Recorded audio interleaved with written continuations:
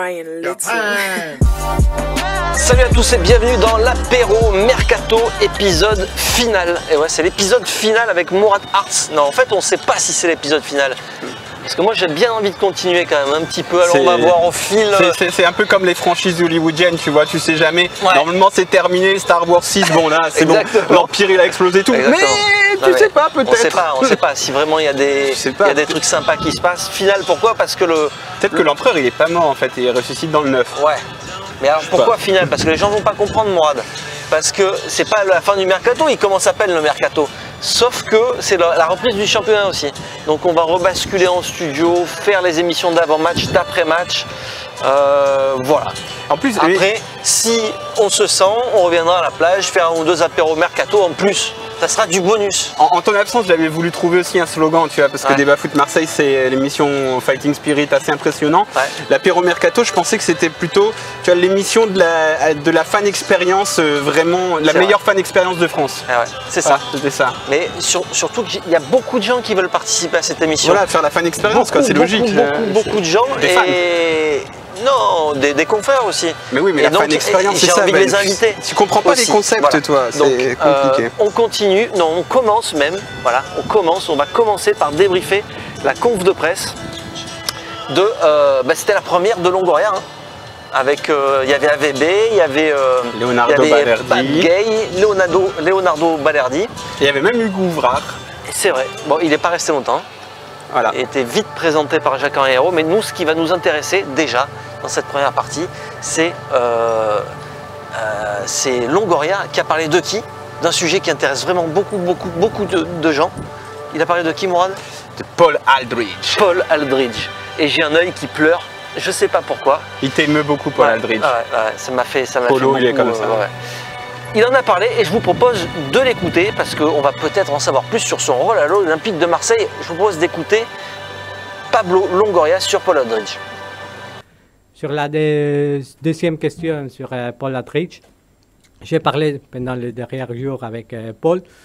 Je crois que ça c'est une question des données de normalité dans le club. Il est un actif du club, il est là-bas en Angleterre pour vendre des joueurs, pour aider l'OM à vendre des joueurs et surtout parce que je crois que dans ma position de directeur général en charge de foot, j'ai des contacts dans mon passé avec le director of football en Angleterre, j'ai des contacts avec beaucoup de chefs scouts, beaucoup des opérateurs de mercato. Paul, qui était CEO chez West Ham, naturellement, le niveau de contact avec des présidents, des propriétaires, des autres CEO, ce sont différents niveaux de contact, mais on doit travailler en grande coordination pour dominer les mercato et prendre les meilleures décisions pour ce club ici. Mais surtout, je crois qu'on doit donner normalité à la situation et même aussi que les personnes qui prennent des décisions à l'intérieur de l'OM, nous sommes tous ici et on doit prendre le rôle de Paul Aldridge comme un conseiller qui va nous aider à prendre des décisions et surtout à avoir plus d'informations sur les marchés en Angleterre. Voilà, c'était Pablo Longoria sur Paul Aldridge. Et sur Paul Aldridge, j'ai eu beaucoup de théories ces derniers mois, Mourad. On pensait qu'il était peut-être là pour préparer la mariée, tu vois, pour vendre l'Olympique de Marseille. Et puis en fait, à chaque fois peut-être qu'on revient là-dessus 2 minutes, parce que pourquoi il y a eu ces théories? Parce que les précédents jobs de Paul Aldridge, c'était un peu ça. Dans ces clubs en Angleterre notamment, il a souvent, alors j'ai plus le nom des clubs, mais il a souvent été là avant une vente. Donc forcément, c'est quelque chose qui a notamment été souligné par Romain Molina, de dire voilà, Paul Aldridge, il s'est renseigné auprès de certaines personnes en Angleterre qui expliquaient, bah voilà, il est là pour préparer la mariée, souvent dans les clubs où il passe. Alors on n'a jamais eu la confirmation, est-ce qu'il était là pour le faire à Marseille? Et apparemment, bah, logiquement, il n'est pas là pour le faire, c'est en tout cas ce qu'on nous dit. Bah ouais, parce qu'à chaque fois qu'on pose, nous en tout cas, la question, on nous répond qu'il est là pour vendre des joueurs en Angleterre notamment. C'est un petit peu la fonction qu'elle a. Sauf, tu parlais de fan expérience, dans la première interview de Jacques-Henri Hérault, On nous a dit qu'il était aussi là pour la fan expérience quand même. Mais c'était assez drôle. C'est pour ça en fait que c'est bien d'entendre Pablo Longoria parler aujourd'hui parce que de Paul Aldrich, parce qu'en fait on ne sait pas à quoi il sert et son rôle il n'a pas été défini. On se souvient qu'il a quand même causé une mini crise avec André Villas-Boas qui était très mécontent d'apprendre son arrivée de cette manière.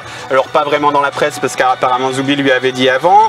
Après on a aussi pensé que le fait que Paul Aldrich soit là puisse pousser Zoubi à partir et en plus voilà il y a le profil de Paul Aldrich qui est quand même un peu particulier, donc les doutes sur le fait que Paul Aldrich ne soit pas seulement là pour faire des ventes en Angleterre étaient légitimes et en plus l'OM n'a rien fait pour un peu clarifier la situation. Du coup voilà on en était là et donc aujourd'hui Pablo Longoria il nous dit non Paul Aldrich tout va très bien, j'ai discuté avec lui. On a échangé, il est là pour vendre des joueurs en Angleterre et grâce à son réseau, donc il développe un petit peu grâce au fait qu'il ait un peu des plus hautes connexions. Si on entend un peu ce que dit Longoria, il dit moi j'ai des chefs scouts, des directeurs sportifs, tout ça, et lui il a des présidents et des mecs qui dépensent l'argent n'importe comment. Non. Il a dit aussi, donc lui il a son réseau, mais il a dit aussi moi j'ai le mien. J'ai aussi ce réseau-là. Oui, mais dis-moi, mon réseau, c'est des chefs scouts, des directeurs sportifs, des mecs dans le sport. Et Aldrich, c'est parce qu'il a dit qu'il était directeur, qu'il a été aussi directeur dirigeant aussi. Donc il a des interlocuteurs. Moi, je l'ai plus senti, mais on parlera après de sa communication. Là, qu'il avait envie de dire attention, il n'y a pas. C'est pas que la prérogative de Paul Aldrich. Moi, je suis aussi en charge de ça. Non, mais donc, sur le truc des réseaux, moi, je l'ai compris de cette sorte, de cette manière-là. C'est-à-dire qu'il a dit, moi, j'ai mon réseau et mon réseau est complémentaire de celui de Paul Aldrich. C'est ça que j'ai entendu dans son intervention et que dans tous les cas, on discute ensemble et il est là pour vendre des joueurs. Et voilà, il a de la légitimité pour le faire. Des joueurs en Angleterre, bien sûr, parce que c'est l'Eldorado, comme tout le monde le sait. Et oui, et puis ça fait combien de temps qu'il est là, Paul Aldrich? Parce que ça va faire 8 mois, parce qu'il est arrivé début janvier. Donc il y a eu tout le mercato hivernal. Bon là, Villas-Boas lui a pas simplifié les choses pour vendre des joueurs, on va le dire comme ça. C'est vrai qu'il lui a mis un peu la pression. Mais il avait quand même cette mission-là. Bon alors, là on y est. Pour l'instant, il n'y a pas une offre pour un joueur de l'Olympique de Marseille et il n'y a pas l'ombre d'une rumeur d'un joueur en partance pour l'Angleterre ou ailleurs. Alors où on parle, ouais. Bon, on peut dire qu'il y a eu... parce que si on essaye d'un peu, comment dire, le défendre, on peut dire qu'il y a eu la Covid, donc forcément qui a compliqué les choses, qu'ensuite le mercato anglais n'était pas ouvert, on a quand même vu qu'il y a quelques transactions qui se sont faites à gauche à droite, donc on n'est pas non plus... on peut lui trouver des circonstances atténuantes, on va dire, alors qu'on est en train de se faire bombarder, messieurs, dames, mais tout va bien, vous inquiétez pas, je vais développer des super pouvoirs. On a le vent, la musique et maintenant un hélicoptère. Voilà. Pour les gens qui se plaignent du son après sur la chaîne, on est dans un environnement quand même. Voilà, on est dans un environnement un peu compliqué on va dire, mais et ma paille était mise à l'envers aussi dans le verre. Ça je me disais c'est un peu bizarre comment boire dedans. Oui, bon donc on peut se dire qu'il a des circonstances atténuantes. Pour le fait qu'on n'ait toujours pas reçu d'offre d'Angleterre. Après, quand tu recrutes un mec spécialement, rien que pour ça, tu peux te dire qu'il aurait quand même pu au moins générer des intérêts. Donc, ok pour les circonstances atténuantes, mais tout de même, c'est vrai que le fait qu'on n'ait pas un début de piste de vente de joueurs en Angleterre, ça parle pas spécialement pour le recrutement de Paul Aldrich, donc on va bien voir la suite, mais ça va pas éteindre en tout cas les suspicions des insiders de la Team OM qui sont chauds bouillants. Alors là c'est deux phrases de Longoria qui vont les calmer. Bon, et puis même si on nous dit que Paul Aldrich est là uniquement pour les ventes de joueurs, on n'est pas non plus obligé de croire ce qu'on nous dit, Morad. Non, on n'est pas obligé en effet. On n'est toi, pas obligé. Toi t'en penses quoi concrètement? Tu penses qu'il est là uniquement pour vendre des joueurs? Moi, je pense que c'est quelqu'un qui a été mis là par ma courte, dont j'ai pas encore très bien compris la raison profonde de la manière pour laquelle il était mis là, et j'ai un peu du mal à croire que tu vas recruter un mec seulement pour vendre des joueurs en Angleterre. Pour vendre Morgan Sanson à moins que tu sois à moins que tu sois tellement incompétent dans ce domaine que tu dis bon bah j'ai pas d'autre choix, je suis obligé de recruter un mec spécialement pour ça, et ça me paraît très bizarre d'avoir un préposé aux ventes de joueurs en Angleterre. Ça me paraît pas être le signe d'un club très très bien géré. Après, on était nombreux à réclamer, je ne sais pas si vous vous souvenez, mais pendant des mois et des mois, on disait oui, mais en fait, le problème de McCourt, c'est qu'il aurait dû avoir un conseiller à côté de lui. Longoria a aussi utilisé le mot conseiller pour Aldridge. Donc en fait, peut-être que McCourt, voilà, il a rencontré Aldridge dans une petite sauterie, et là, le profil d'Aldridge lui a plu, et il s'est dit bon bah ok, je vais mettre ce mec-là au club pour qu'il soit un peu mon truc. On nous a dit aussi qu'il rendait compte directement à Jacques Henriot et pas à Franck et McCourt. voilà. Et le problème, c'est que rien n'est clair dans cette histoire, que tout le monde essaye un petit peu de donner des justifications qui tiennent pas longtemps la route. Mais voilà, après on peut aussi dire que sur les infos, sur les petites infos qu'on avait eues, par exemple sur le dossier Boudjelal, etc., on nous avait jamais parlé d'Aldridge, quoi. Aldridge ne rentrait pas là-dedans. Donc tu peux te dire aussi, enfin c'est un rôle très particulier, donc qui montre soit que l'OM était tellement incompétent au niveau des ventes qu'ils ont pris un mec, qu'ils ont créé un poste qui n'existe pas. Incompétent et tellement aussi en chien sur les ventes. Voilà, parce qu'à un moment donné, je sais pas si tu te rappelles, on est tellement mal financièrement, il faut quand même rappeler qu'on n'a pas laissé la recette à un club de DH. Donc c'est-à-dire que tu étais tellement mal sur les ventes que tu as créé un poste qui n'existe pas dans les autres clubs, un poste après dont la pertinence reste à prouver parce que pour le moment il a vendu personne, ou alors il y a des choses qu'on ne nous dit pas et des choses qu'on n'a pas trouvées nous ni nos collègues, et Paul Aldridge est là pour autre chose. Donc et moi on va demander aux gens de la team OM de creuser le sujet. Moi je pense surtout que ça vient plutôt, qu'il faut plutôt chercher du côté de Franck McCourt. Et comme me le disait Mathieu Grégoire sur Twitter récemment, le problème c'est que les gens autour de McCourt, on ne sait absolument pas ce qu'ils pensent et ils ne parlent pas. Donc moi je pense que c'est par là en fait, Paul Aldridge, c'est un peu par là, je pense. C'est en tout cas ma théorie perso. Ouais. On va clore ce sujet. Faire des tableaux et des diagrammes, des trucs bien. Et on va parler maintenant de qui? De Pablo Longoria. Et ouais, quand même. Qu'est-ce que tu as pensé, toi, de cette première apparition publique du nouveau directeur du football de l'Olympique de Marseille? Déjà, en termes de communication, qu'est-ce que tu as ressenti sur cette conférence de presse? Bon, déjà, j'ai envie de dire, il s'est excusé pour son français, mais c'est déjà quelque chose de très bien, en effet, d'avoir un étranger qui parle français. Donc, je me dis que c'est déjà, c'est une certaine preuve de respect, d'éducation de sa part. Donc, ça, c'est bien. Après, alors, il a dit 2-3 choses intéressantes, etc. Mais bon, ça reste quand même un professionnel du football qui fait un peu dans la langue de bois. Comme quand tu essayes de lui demander est-ce que vous allez prolonger Florian Thauvin?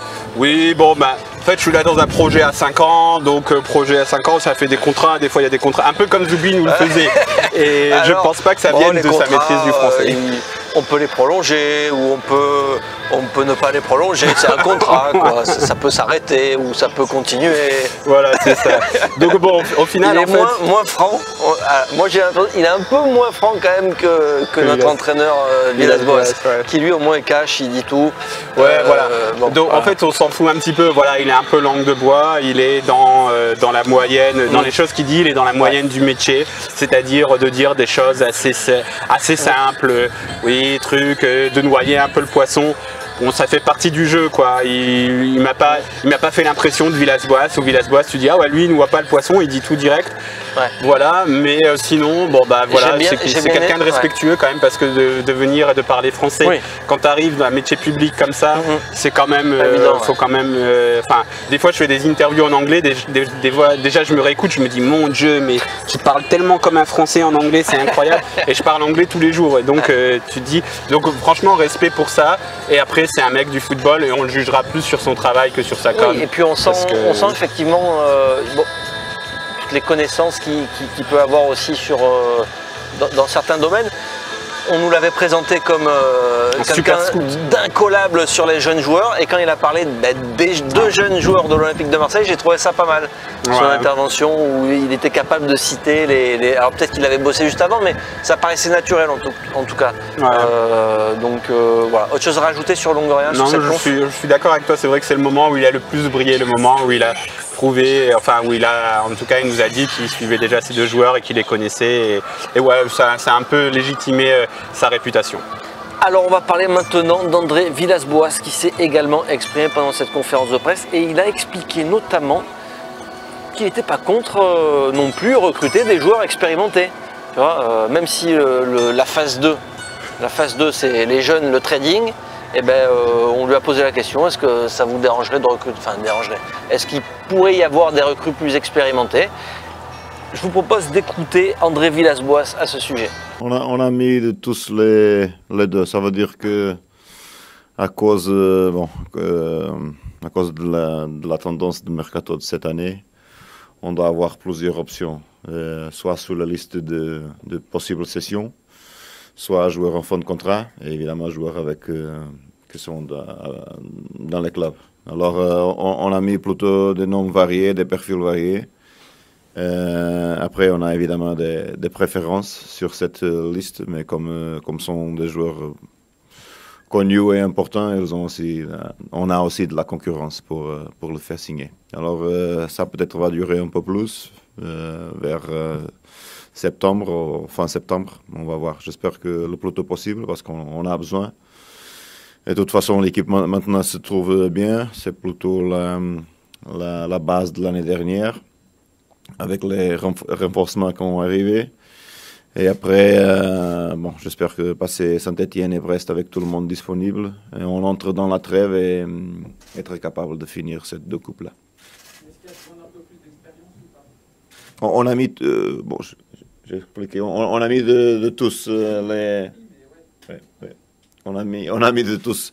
Ça veut dire qu'on a mis jeunes et on a mis joueurs expérimentés comme option. À cause, comme je t'avais dit, à cause des sessions, des joueurs libres maintenant, parce que ce qui est vrai dans le monde du foot qui ne se passait pas avant, c'est qu'un joueur qui était en fin de contrat normalement avait déjà signé pour une autre club.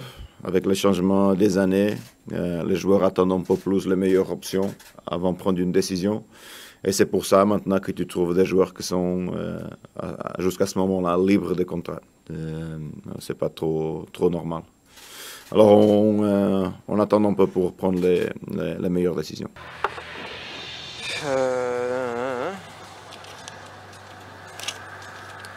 Voilà, c'était AVB. Est-ce que tu penses que ça nous ouvre d'autres possibilités sur ce mercato, Mourad?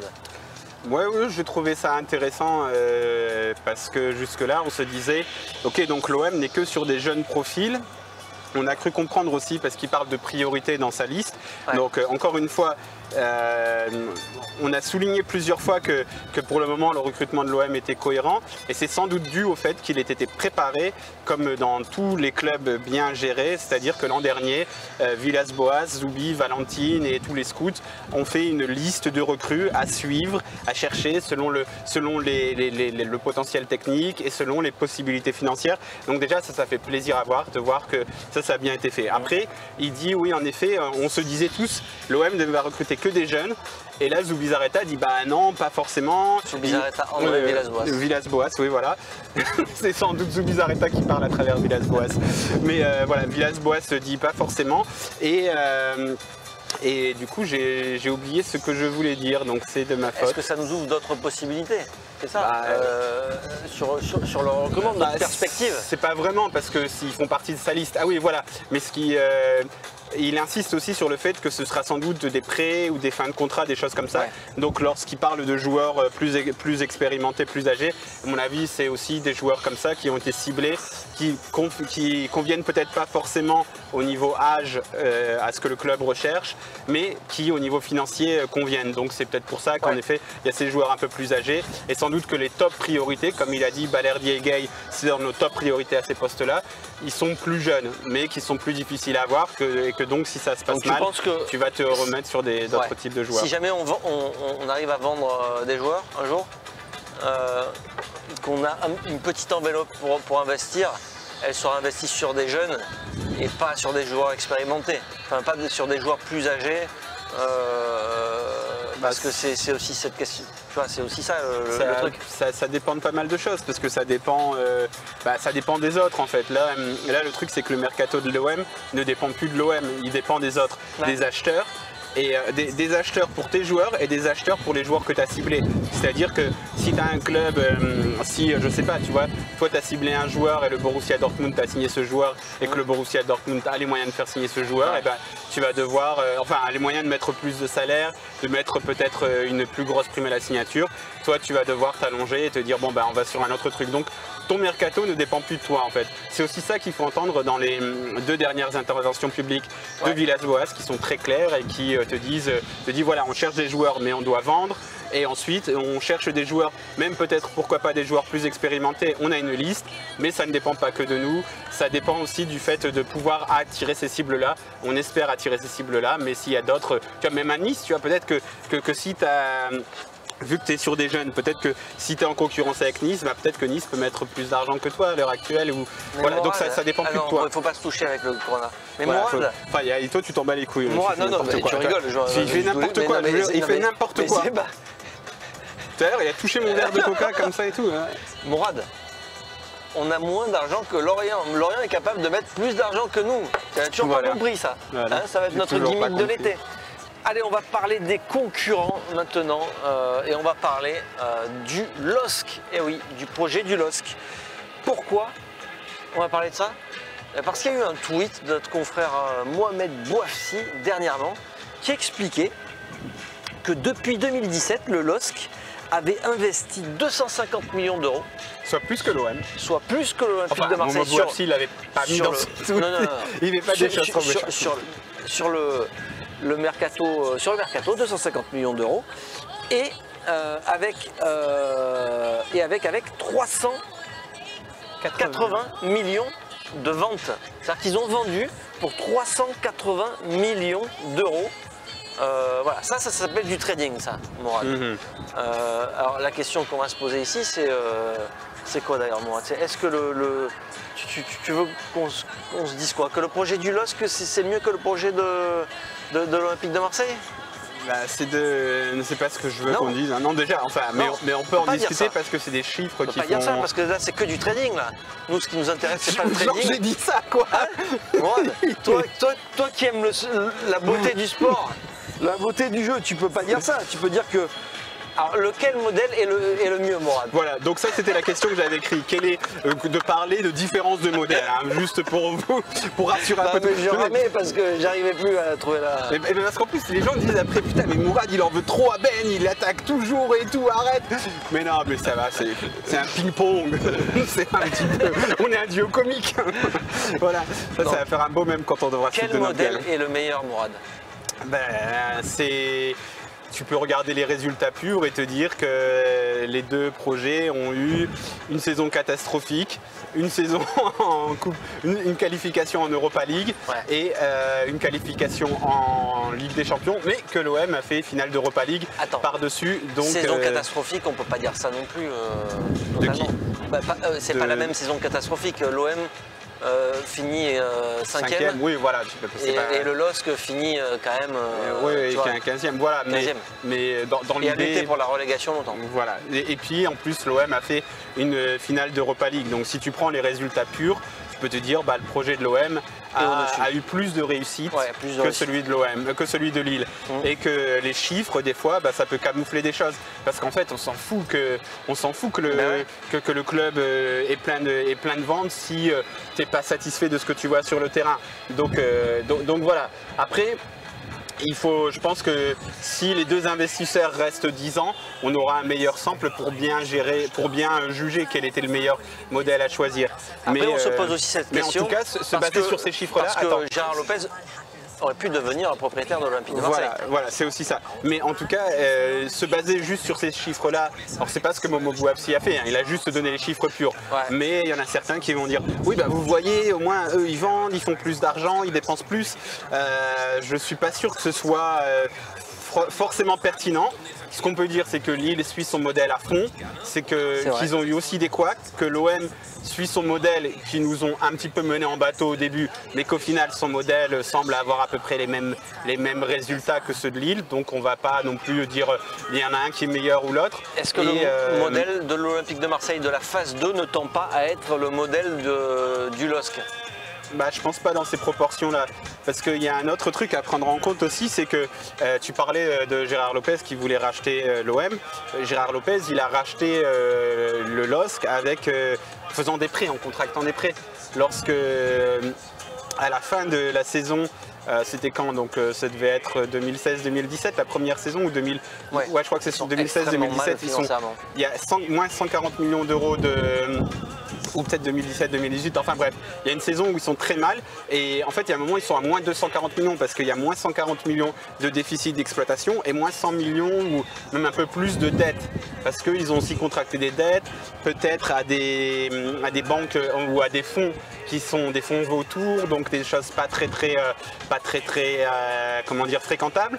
Mais dans tous les cas, ils semblent s'en sortir plus ou moins et mener leur barque de manière à peu près appropriée. Donc voilà, en fait, moi j'ai ni envie de dire eux c'est mieux que nous ou nous c'est mieux que eux, parce que tu peux défendre les deux modèles d'une manière ou d'une autre. Et peut-être que même au final Gérard Lopez il va finir par rembourser son prêt. Peut-être qu'en fait peut-être que c'est pour Franck McCourt que le modèle de Gérard Lopez il valait mieux. Parce que si Franck McCourt a vraiment mis tout cet argent dans le club, bah Gérard Lopez il en a un peu moins mis dans le LOSC quoi. Ouais. Donc c'est peut-être pour ça. Et là il va être propriétaire d'un club rentable. Donc s'il y a un truc où tu peux dire bah, c'était peut-être mieux pour le propriétaire de faire ça. C'est un modèle très dangereux sportivement quand même. Très dangereux sportivement, ben oui on l'a vu parce que là on a vu aussi l'exemple de Monaco. Ça a marché de faire du trading. Bon il faisait du trading aussi Monaco, hein. Ils achetaient les jeunes, ils les revendaient, ils changeaient, on lui changeait l'équipe tous les ans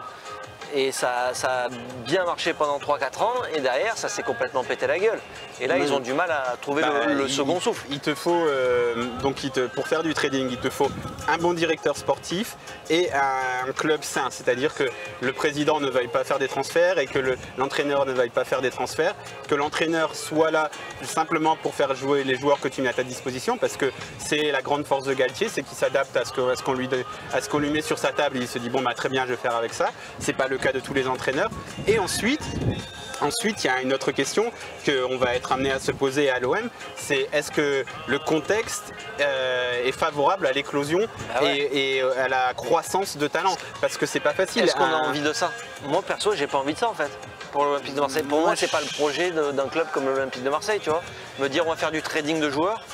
Ben, à Lille, ça passe peut-être, j'en sais rien.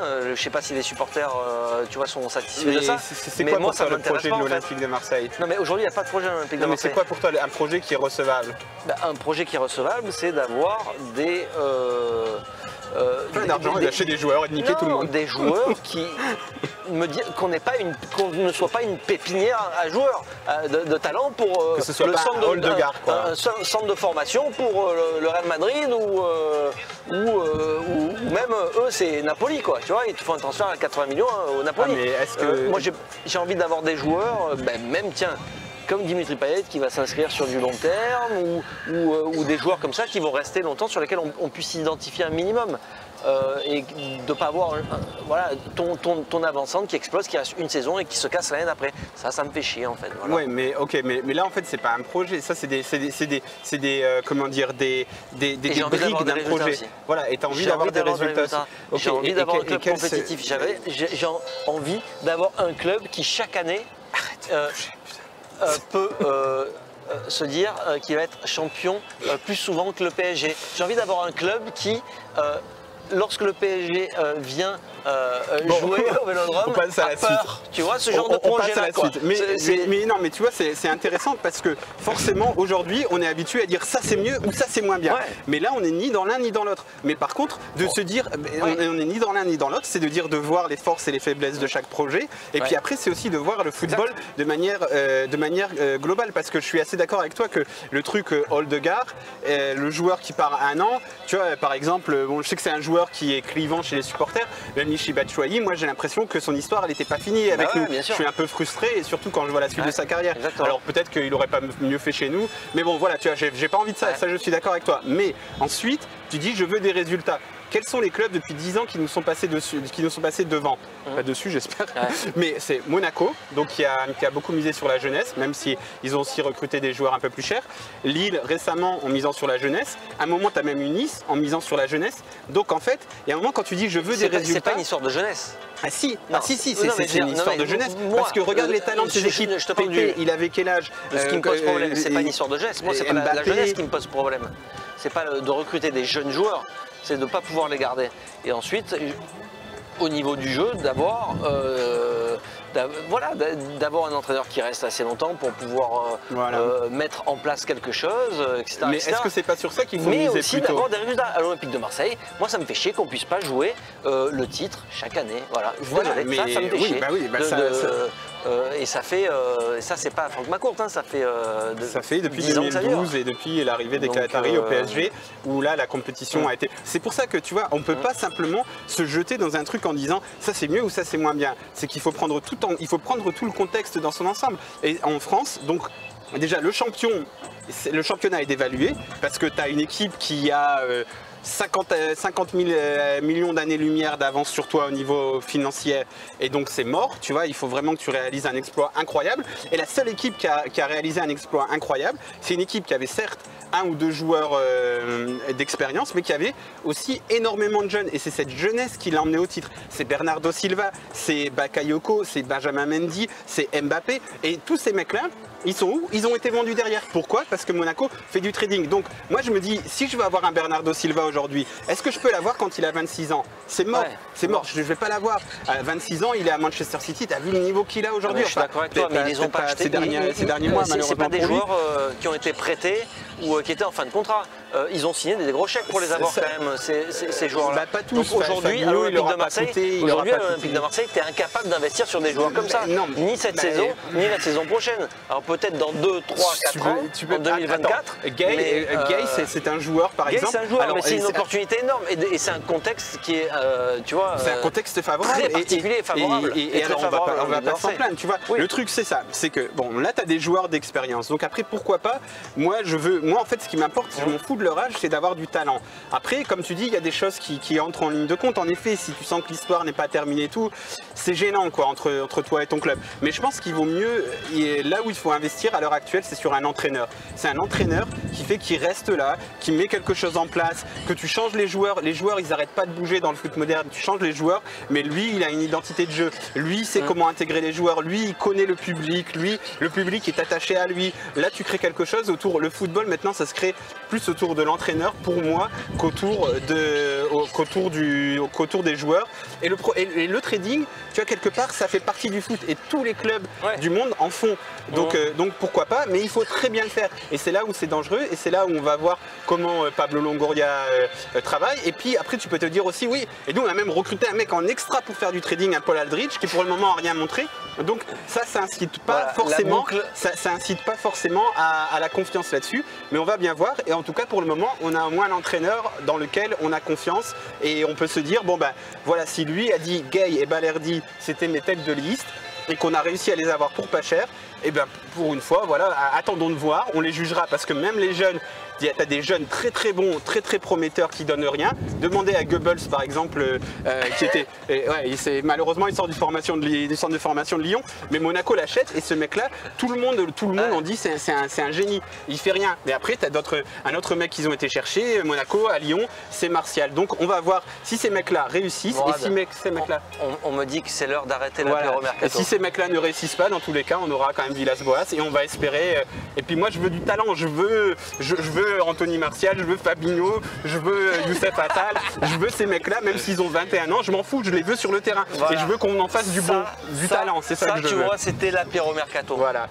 C'était l'épisode final de l'apéro mercato. Je m'en fous qu'ils aient 30 ans, 60 ans, mais la saison 2, 60 ans peut-être là on était dans le vrai, on était dans le vrai apéro mercato. C'est que du coca. Ça c'est un apéro mercato réussi. On a balayé tous les sujets, tu vois.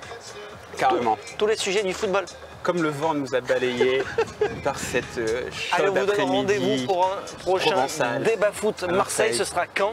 Ce sera lundi venez pas trop les prochain touristes, il y a et ça déjà sera beaucoup de monde. semaine de rentrée, Mourad. Semaine de Ligue 1. Peut-être qu'on va enfin retourner au stade Ouais, Vélodrome. ouais. Allez, à très bientôt sur Football Club de Marseille. Ciao, ciao. Ciao.